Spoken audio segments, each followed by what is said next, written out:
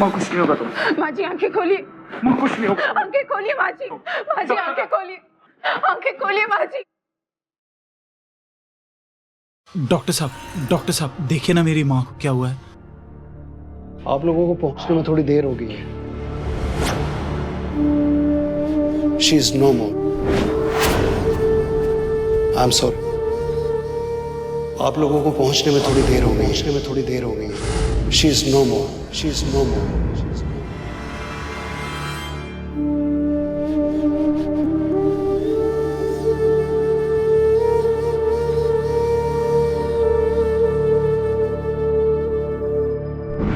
Sorry, आपने पहुंचने में देर कर दी। एक डॉक्टर की जुबान से निकला ये एक वाक्य किसी भी मरीज के परिजनों पर दुखों के पहाड़ की तरह गिरता है। कभी कभी चंद लम्हों की देरी सख्त रूप से बीमार एक मरीज को हमेशा के लिए जिंदगी से दूर कर देती है। स्नेहा की सास विमला के हाथ से भी वक्त ऐसे ही फिसल गया था। अस्पताल पहुंचने में हुई देरी की वजह से डॉक्टर ने उन्हें मृत घोषित कर दिया।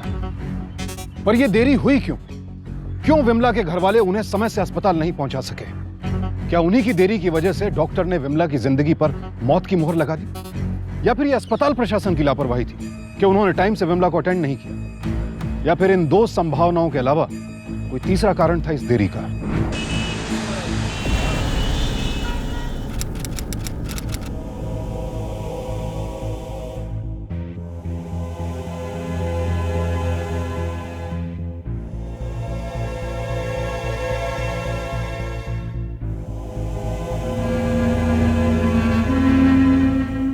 कॉर्पोरेट आप करेंगे कि हम करेंगे? मुझे हॉस्पिटल जाना है। बैरिकेड हटाइए, जल्दी करिए। आप पीछे रहिए। चलो पीछे रहो। इंस्पेक्टर साहब, मेरी सासू माँ की तबीयत बहुत खराब है, प्लीज हमारी गाड़ी को आगे जाने दीजिए। पीछे रहो, पीछे रहिए आप। इंस्पेक्टर साहब इमरजेंसी। आप पीछे रहिए, पीछे रहो। इमरजेंसी।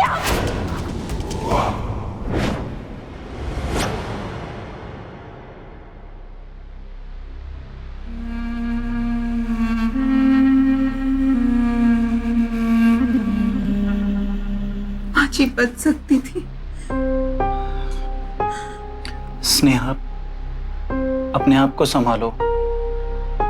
शायद भगवान को यही मंजूर था। नहीं, भगवान को ये मंजूर नहीं था। माँ जी को भगवान ने हमसे नहीं छीना। अब चलिए मेरे साथ। कहाँ? Police station. बोल। कुछ नहीं किया साहब। साहब कुछ नहीं किया मैंने। बता। कुछ नहीं किया साहब मैंने। बता। हवलदार, डाल दे साले को। कुछ नहीं किया मैंने। स्नेहा, हम यहाँ पे क्यों आए हैं? तुम चाहती क्या हो? आप पता लगाइए ना कि कंप्लेंट कहाँ लिखवाते हैं। कंप्लेन किसके खिलाफ?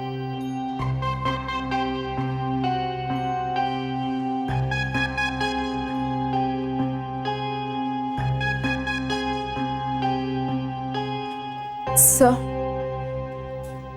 एक कंप्लेंट लिखवानी है। बैठिए।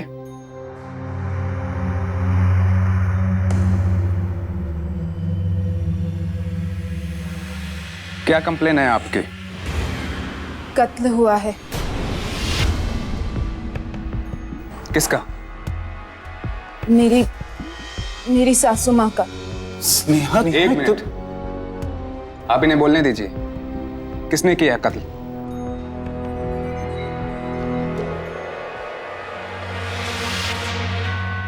आप घबराइए नहीं, बताइए। बद्रीनाथ त्रिपाठी। अरे हाँ जोशी जी, सुनिए, परसों सुबह की फ्लाइट से त्रिपाठी जी माता की दर्शन के लिए जाएंगे और माता जी का आशीर्वाद लेकर वो शिरडी होते हुए वो दिल्ली पहुंच जाएंगे, है कि नहीं? और जोशी जी आप जल्दी जाइए और इसका बुकिंग कराइए, जाइए। महेश जी, आप बताइए कैसा लग रहा है पोस्टर? बहुत बढ़िया है सर। ठीक है, ले जाओ। मैं क्या कह रहा था त्रिपाठी जी, इस बार आपको टिकट मिलेगी ना? नहीं, जनरल नॉलेज के लिए पूछ रहा था। अरे अग्रवाल साहब, अगर आपको चंदा नहीं देना है ना तो मत दीजिए। पुतन, गुस्सा नहीं करते। अग्रवाल जी से हमारी पुरानी जान पहचान है। अग्रवाल साहब, इस बार इलेक्शन में हमारी टिकट गारंटीड है। हाँ, भेज दो उसे।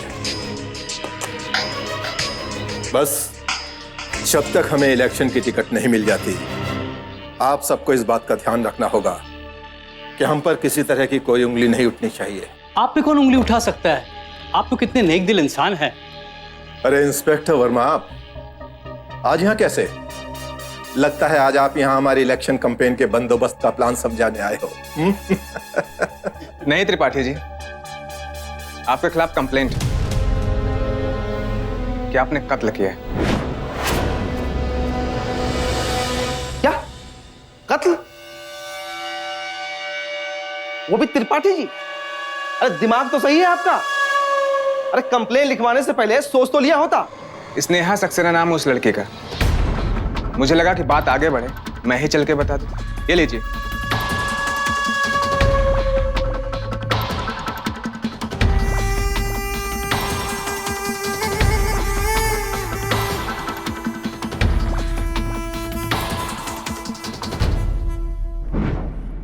तो क्या यह था इस केस का तीसरा पहलू?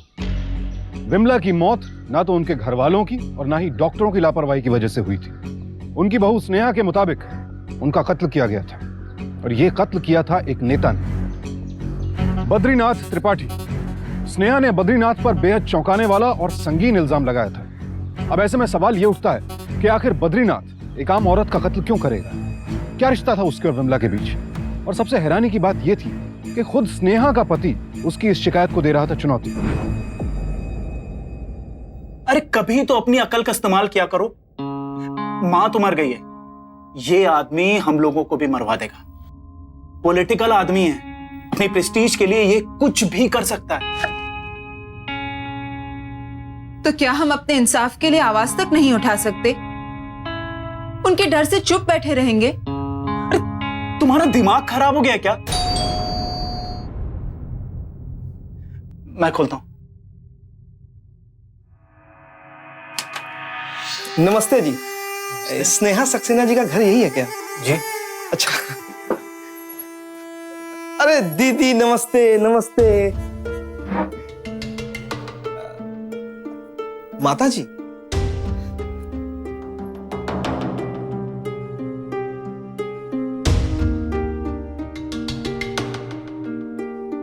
जी मैं पुत्तन बद्रीनाथ त्रिपाठी जी का सेक्रेटरी हूं मैं।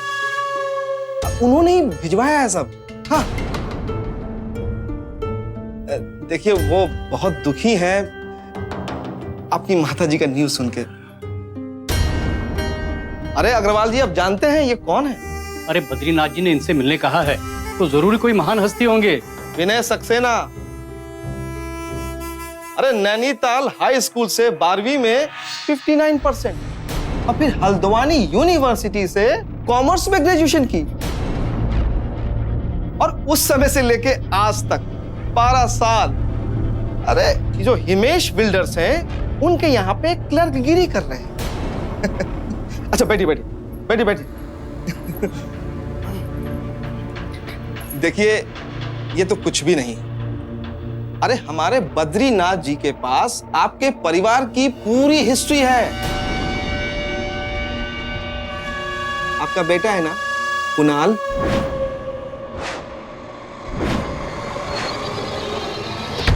दस साल का है ना? है? सुना है वो देहरादून में अपने मामा जी के घर पर रह के पढ़ता है। अरे इतनी इंफॉर्मेशन तो नेट पे नहीं है जो हमारे त्रिपाठी जी के पास है।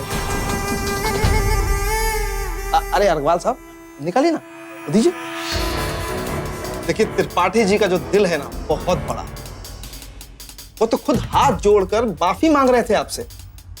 अब इलेक्शन का प्रेशर ना होता तो खुद आते आप लोगों से मिलने के लिए।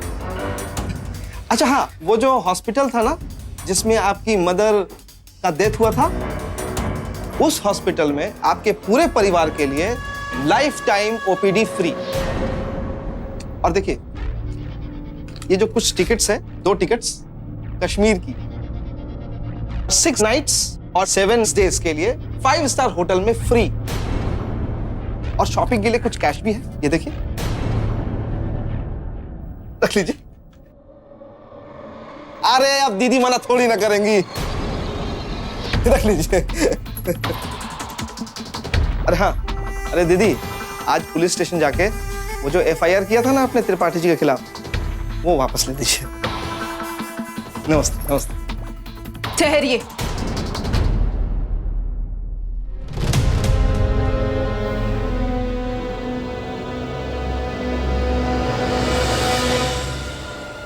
अरे विनय बाबू, समझाइए अपनी धर्मपत्नी जी को, अभी इलेक्शन का टाइम है, इसीलिए हम कोई लफड़ा नहीं चाहते। मेरी सासू माँ के हत्यारे हैं आपके त्रिपाठी जी।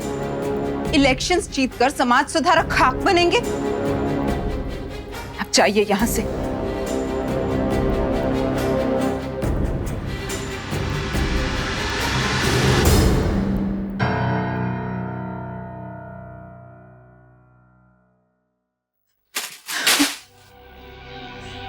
स्नेहा, ये क्या पागलपन है? वो माफी मांग रहे थे ना? माफी नहीं मांग रहे थे, माँ जी की हत्या की कीमत लगा रहे थे। अरे कोई फर्क नहीं पड़ता है, माँ तो वापस नहीं आ सकती ना। लेकिन हम उन्हें इंसाफ तो दिला सकते हैं ना।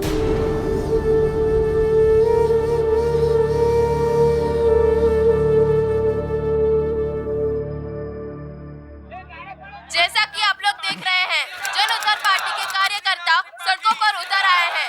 उनका कहना है कि वो सरकार को मनमानी करने नहीं देंगे, इसलिए आज वो पूरे शहर में बंद का ऐलान करते हैं। कोई पब्लिक ट्रांसपोर्ट दुकानें आदि नहीं खोलेंगे। स्नेहा, मेरी शर्ट कहाँ है?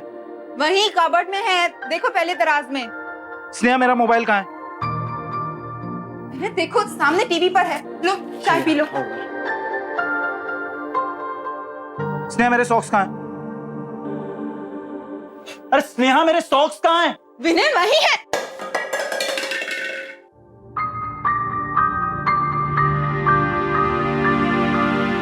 बहू, बहू, अरे अरे विनय, विनय खुद भी कुछ कर लिया कर।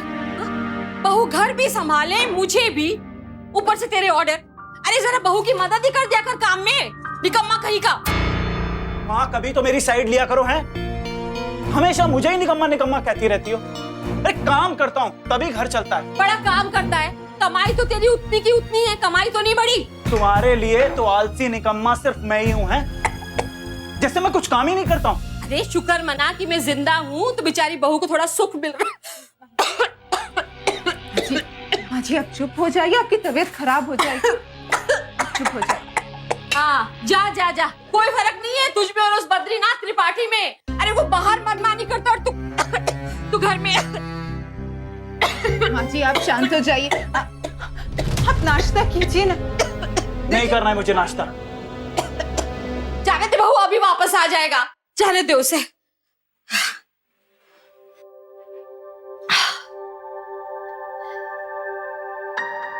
जाने दे बेटा, जाने दे, अभी वापस आ जाएगा या उसका फोन आ जाएगा। और एक बात बता दो, इतना सीधापन अच्छा नहीं है। पति हो या कोई और, सभी फायदा उठाते हैं। और बेटा एक बात का ध्यान रख, जब कोई साथ न देना तो तेरा ज्ञान ही तेरा साथ देगा, समझे? अब आप भी मेरी एक बात मानिए, ये गुस्सा करना ना आप छोड़ दीजिए। आप जानती हैं ना, आपका बीपी बढ़ जाएगा तो क्या हो सकता है। उसी का फोन होगा, मैं देखती हूँ। माफी मांगने के लिए फोन किया होगा। तू किचन साफ कर, मैं अभी आती हूँ।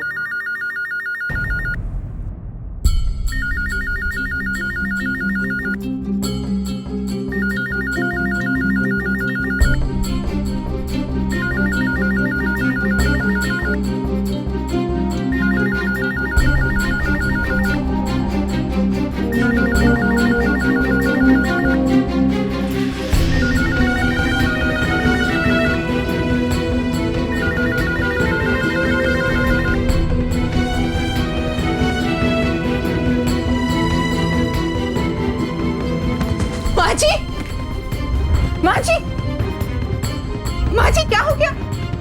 माँ जी बाजी आंखें खोलिए।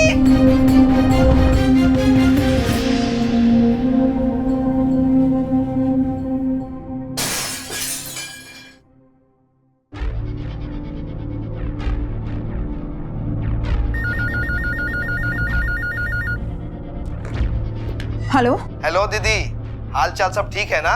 नहीं कोई तकलीफ? अरे अरे, लगता है कि आपने मुझे पहचाना नहीं। अरे दीदी, मैं पुत्तन बोल रहा हूँ, त्रिपाठी जी के यहाँ से। नहीं, सोचा कि पूछ लें कि आपकी गर्मी कुछ कम हुई या नहीं। दीदी, आप त्रिपाठी जी का ऑफर ले रही हैं ना?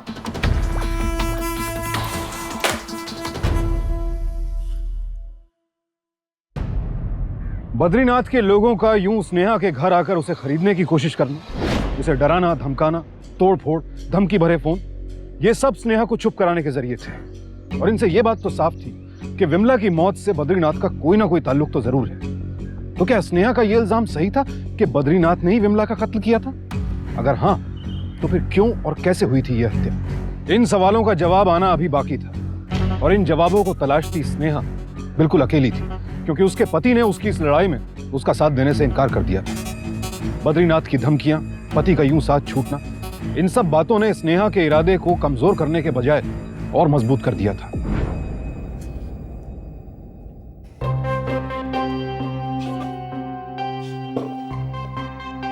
शुक्ला, फाइल जरा वहां देखिए। सर, आप मेरी बात क्यों नहीं सुन रहे हैं?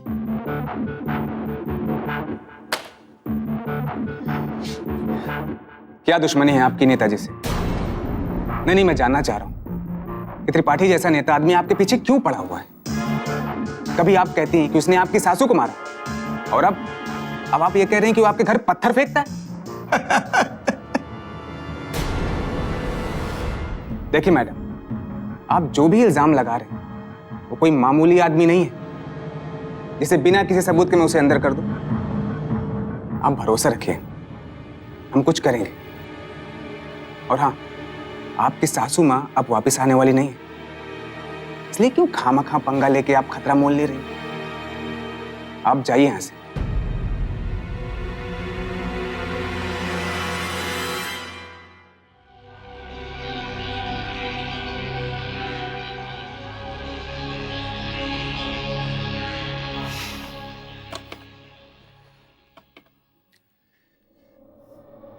त्रिपाठी जी प्रणाम। सर, स्नेहा सक्सेना आई थी। नहीं, अभी तो मैंने उसे समझा बुझाकर किसी तरह भेज दिया, लेकिन लगता है कि ज्वालामुखी किसी न किसी दिन फट जाएगी। आप कुछ करिए सर। जय हिंद। स्नेहा, स्नेहा, मेरा प्रमोशन हो गया है, सेक्शन ऑफिसर बन गया हूं मैं। आज माँ होती ना तो बहुत खुश होती।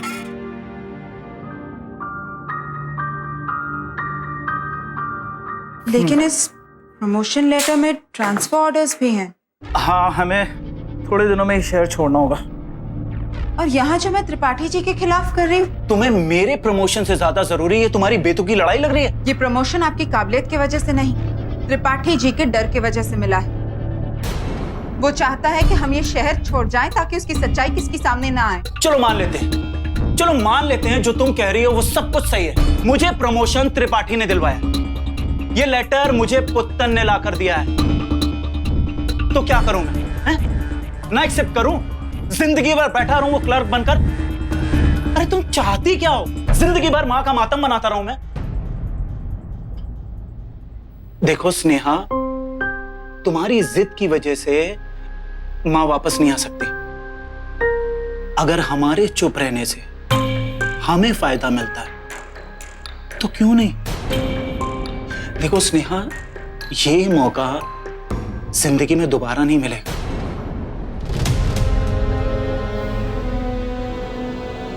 तुम नहीं समझोगी। विनय ने यह तो मान लिया कि उसकी इस तरक्की के पीछे बद्रीनाथ का ही हाथ था, और उसे बद्रीनाथ त्रिपाठी से इस तरह का फेवर लेने में कोई बुराई नजर नहीं आ रही थी। पर स्नेहा जानती थी कि यह बद्रीनाथ की साजिश है, अपने ऊपर लगे आरोप से छुटकारा पाने के लिए उसने तरक्की की ये चाल चली है। जाहिर है बद्रीनाथ नए नए हथकंडे अपनाकर किसी भी तरह से स्नेहा को चुप कराना चाहता था, पर बद्रीनाथ की ये हरकतें स्नेहा के आत्मविश्वास और हौसले की आग में घी का काम कर रही थी। स्नेहा ने ठान लिया था कि अब उसका कोई साथ दे या ना दे, वो खुलकर बद्रीनाथ से ये लड़ाई लड़ेगी।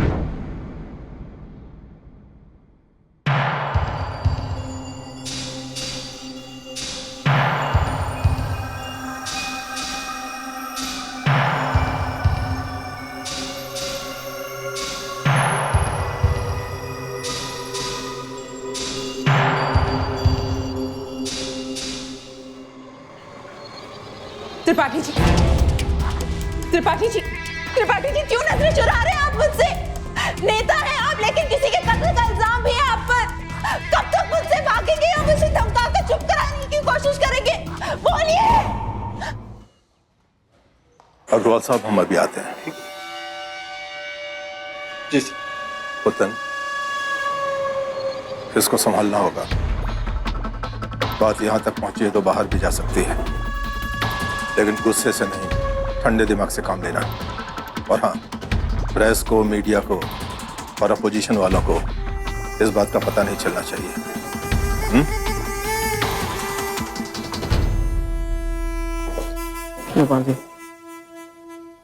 आई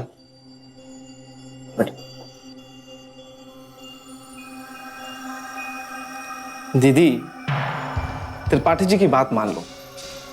अरे वो तो इतने भले इंसान हैं कि आपकी जिंदगी बदल देंगे। दीदी FIR वापस ले लो ताकि तुम्हें कोई और तकलीफ ना आए।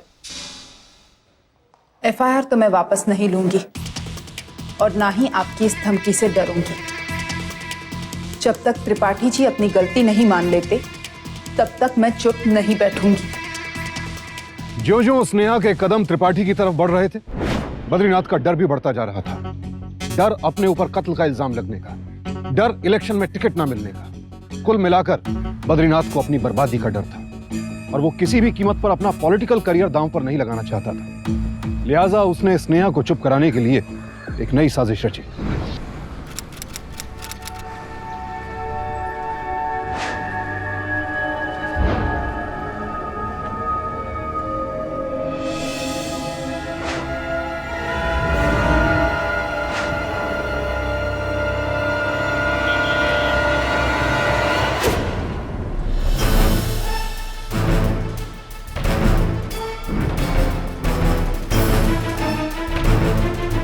अरे कौन हो तुम लोग? क्या चाहिए? क्यों मारे हो? हेलो,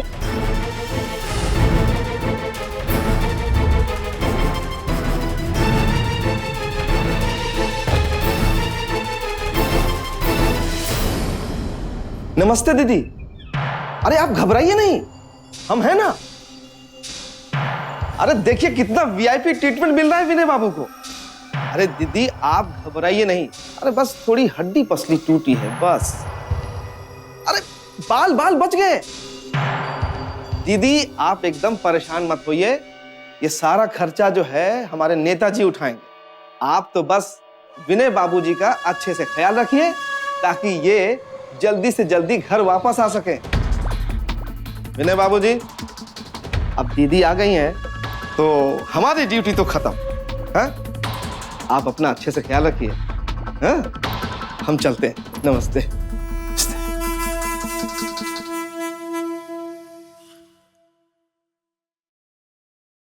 ये यहाँ वाकई में आज बाल बाल बच गया मैं।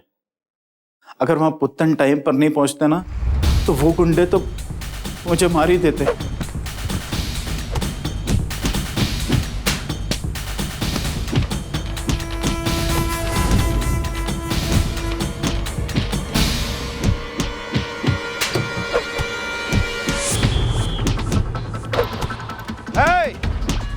ये क्या लगा रखा है? हाथ तो लगा के दिखाई दे। ये मेरे विनय भैया हैं। आजा, एक एक को देखता हूँ। आजा आजा, एक एक को देखता हूँ। विनय बाबू, विनय बाबू, अरे होश में आइए। विनय बाबू होश में आई ना, घबराइए मत, हम आ गए हैं ना। ये सब उस त्रिपाठी की चाल है। आपको बचाया नहीं गया है, बल्कि मार के धमकाया गया है। अगर यही सच्चाई है तो तुम्हें तकलीफ क्या है? देखो, तुम्हारी जिद की वजह से ना हमें कुछ मिलेगा नहीं, लेकिन हम उससे ज्यादा खो देंगे।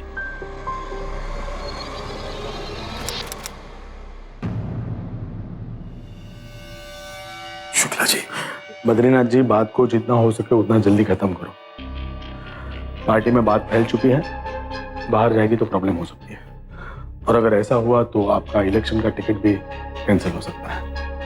मामला संभाल लीजिए जल्दी।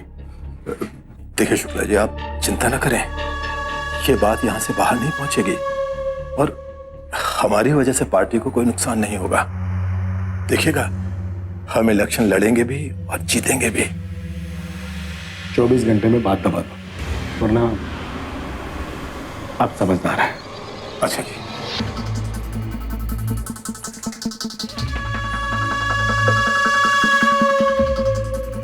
वतन, अगर इस बार कुछ गड़बड़ हुई तो ये शुक्ला तो हमें पार्टी से निकाल कर ही दम लेगा।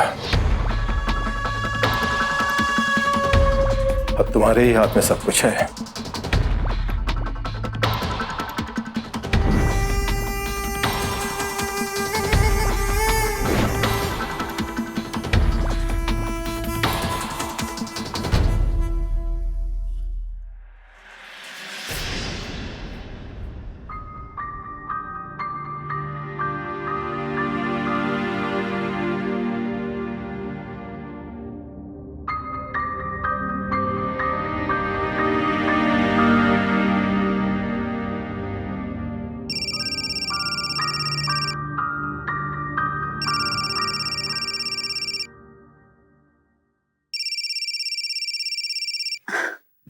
कुणाल बेटा, मम्मी, क्या हुआ? क्या हुआ मतलब? सुबह से स्कूल में किसी अंकल के फोन आ रहे हैं कि आपका एक्सीडेंट हो गया है। नहीं बेटा, ऐसी कोई बात नहीं है। वो पापा को थोड़ी चोट लगी थी, बस हम कल सुबह तो घर आ भी जाएंगे। मामा है वहाँ पे, ज़रा मेरी उनसे बात कराना। Hello hello Kunal, hello.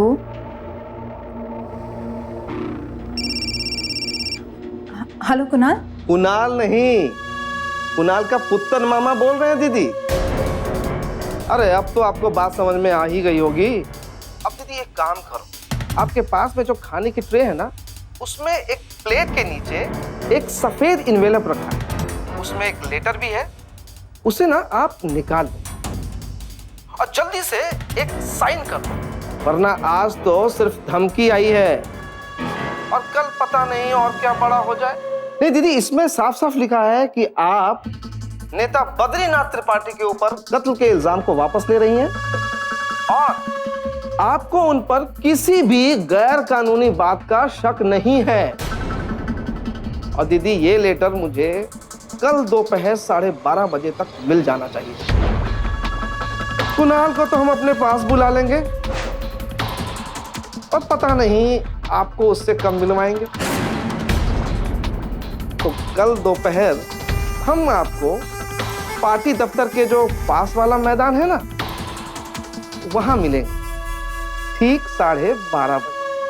हाँ?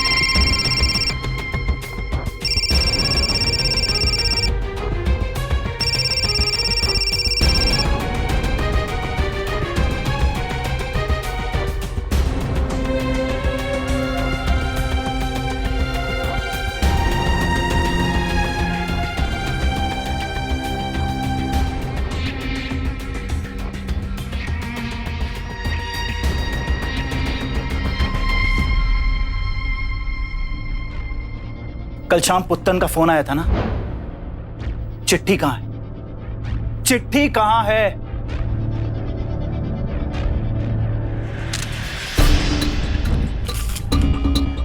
या तो तुम इस पे साइन करो, वरना मैं फर्जी साइन करता हूं। अब ना तो तुम्हें मेरी फिक्र है और ना ही कुणाल की। अरे ऐसी लड़ाई लड़ने का क्या फायदा है जहां सबूत ही ना हो, और ऐसा साथ रहने का क्या फायदा जहां प्यार ही ना हो।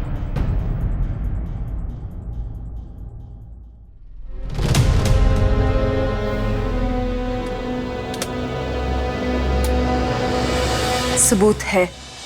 सबूत? साइन। साइन।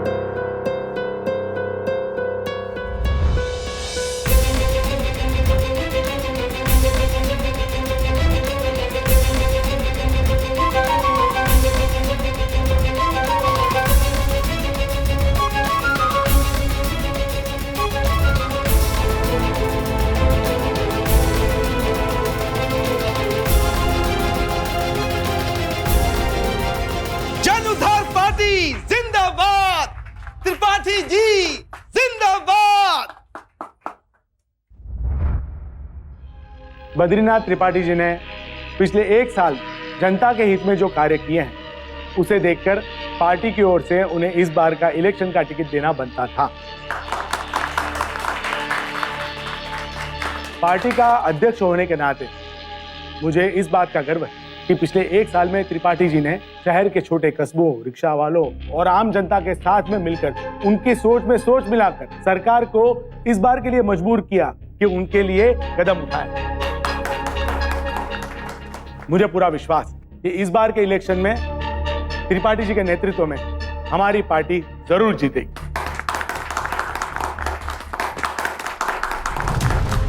त्रिपाठी जी जिंदाबाद। लेकिन क्या एक हत्यारे को देश का नेता बनने का हक है?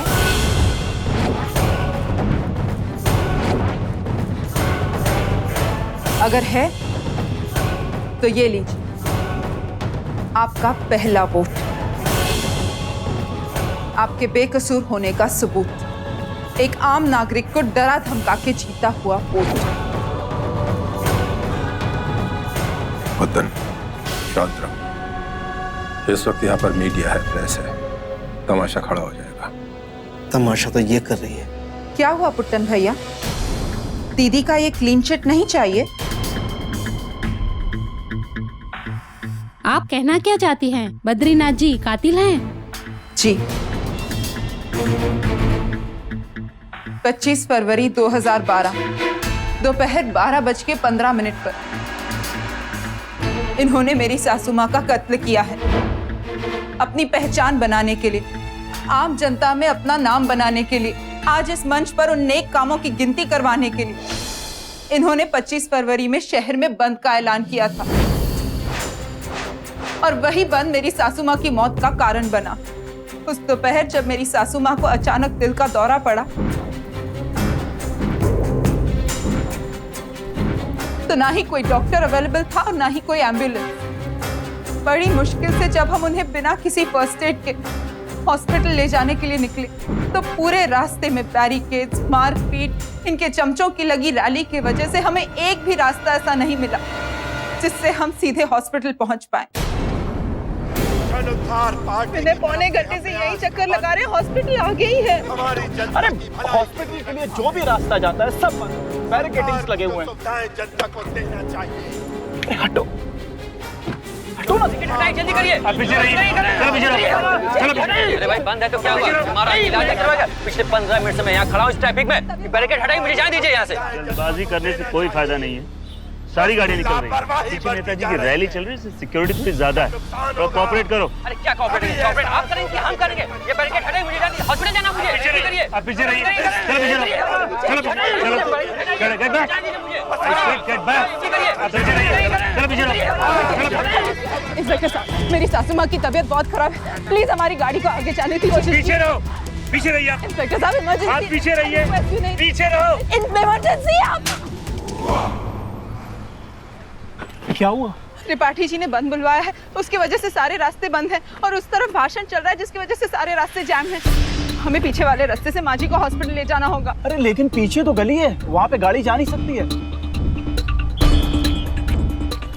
क्या कर रही हो तुम? आप गाड़ी यहीं छोड़ दीजिए, हाँ हम माँ जी को उस ठेले पर हॉस्पिटल लेके चलेंगे। चलिए हटिए, हटिए जरा। माँ जी संभाल के पकड़ो, तुम उधर आओ। हटिए सामने से, हटिए। माँ बस पास में ही है माँ। माँ जी हिम्मत रखिए।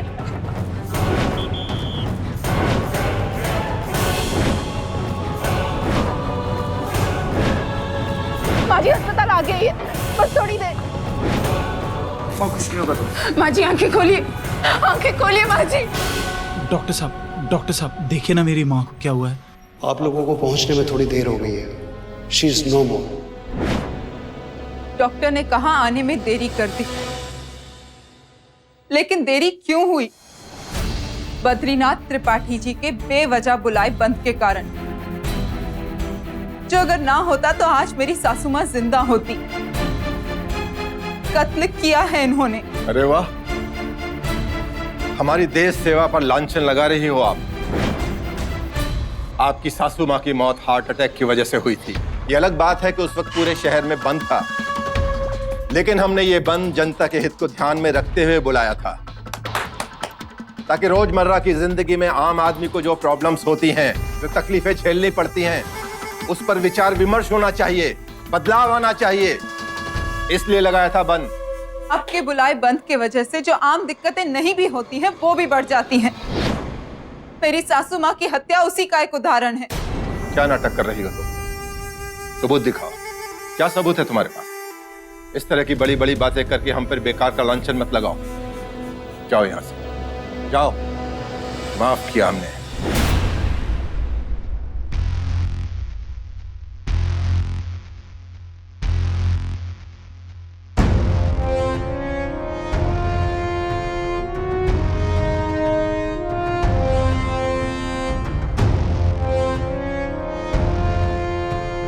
सबूत है।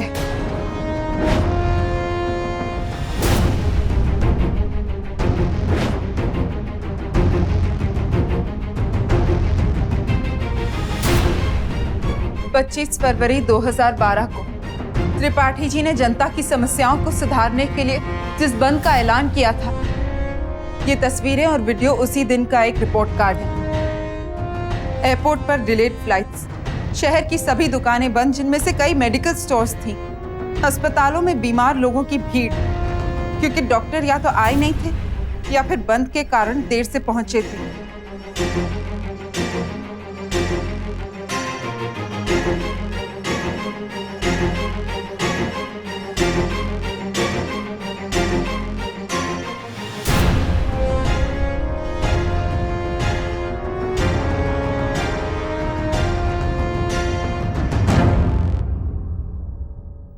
आप जो कहना चाहती हैं मैं समझ सकता हूं। बद्रीनाथ त्रिपाठी जी ने जो बंद का ऐलान किया था, उसे लोगों की सहूलियत से ज्यादा लोगों को दिक्कतों का सामना करना पड़ा, और वो दिक्कतें रोजमर्रा की दिक्कतों से कई ज्यादा थी।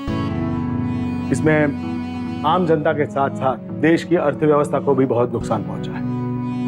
ये बंद के कारण आपकी सासू मां की मौत हो गई। एक तरह से श्री बद्रीनाथ त्रिपाठी इस मौत के लिए जिम्मेदार हैं, और आपके गुनहगार भी। पार्टी का अध्यक्ष होने के नाते मैं इसकी जिम्मेदारी लेता हूं, और आपसे तहे दिल से माफी मांगता हूं, और हमसे जितना हो पड़ेगा हम आपको उसका मुआवजा देंगे। नहीं सर, हमें कोई मुआवजा नहीं चाहिए। मेरी सासू माँ तो अब वापस नहीं आएगी। बस आपसे विनती है कि आप या कोई भी और नेता आगे से कभी बंद ना बुलवाएं। मैं आप सब लोगों को यह बताना चाहता हूं कि आगे से हमारी पार्टी कभी कोई बंद का ऐलान नहीं करेगी, और यह मेरा वादा है। मैं पार्टी के कार्यकर्ताओं को और पदाधिकारियों को ये बताना चाहता हूँ कि अगर ऐसी कोई जरूरत पड़ी कि प्रोटेस्ट करना पड़े, हेजिटेशन करना पड़े तो जरूर करें, लेकिन आम जनता के जान माल की नुकसानी किए बिना। और अगर कभी कोई पार्टी बंद का ऐलान करे तो हमें इस बात का बंदोबस्त रखना चाहिए कि आम जीवन, आम जनता कोई परेशानी से न गुजरे।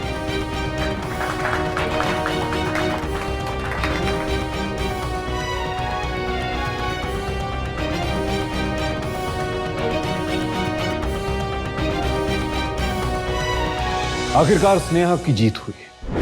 बेशक इस जीत से उसे अपनी सासू मां तो वापस नहीं मिल सकी, लेकिन अपने पति का विश्वास जरूर मिला। उसने कम से कम लोगों को जागृत तो किया कि वो आवाज उठा सकें ऐसे लोगों के खिलाफ जो प्रजातंत्र का मजाक उड़ाकर आम आदमी की जिंदगी के साथ खिलवाड़ करते हैं। और यह मुहिम हम सबको जारी रखनी होगी। द कॉन्स्टिट्यूशन ऑफ इंडिया यानी भारतीय संविधान के 1949 में रचित आर्टिकल 21 के तहत no person shall be deprived of his life और physical liberty except according to the procedure established by the law, यानी किसी भी व्यक्ति को उसके प्राणों या दैहिक स्वतंत्रता से विधि द्वारा स्थापित प्रक्रिया के अनुसार ही वंचित किया जा सकता है, अन्यथा नहीं। और जिन हालात में मिसेस सक्सेना यानी स्नेहा की सास की मौत हुई, वो हालात कानून द्वारा स्थापित नहीं किए गए थे। स्नेहा की तरह हम सबको भी जागरूक होना होगा। संविधान में सुरक्षित अपने अधिकारों की जानकारी हम सबको होनी चाहिए। लोकतांत्रिक व्यवस्था में विरोध जरूरी है राजनीतिक संतुलन बनाए रखने के लिए। यह मुमकिन है कि किसी मुद्दे पर या सरकार के किसी फैसले पर सभी दल एकमत ना हो। ऐसे में जनता की नुमाइंदगी करने वाले राजनीतिक दल विरोध के तरीके अपनाते हैं, लेकिन दबाव बनाने के लिए बंद का ऐलान करना गलत तरीका है। और अब समय आ गया है कि हमारी नुमाइंदगी करने वाले ये राजनीतिक दल बंद का आह्वान करने से पहले अपने राजनीतिक फायदे से ऊपर उठकर आम आदमी के बारे में सोचें। और आप सबसे मुझे उम्मीद है कि हम सब जिम्मेदार बनेंगे, जागरूक रहेंगे। अब मैं सुशांत सिंह आपसे विदा लेता हूं। कल फिर मुलाकात होगी जुर्म से जंग की एक और ऐसी ही सच्ची घटना के साथ। देखते रहें सावधान इंडिया, इंडिया फाइट्स बैक।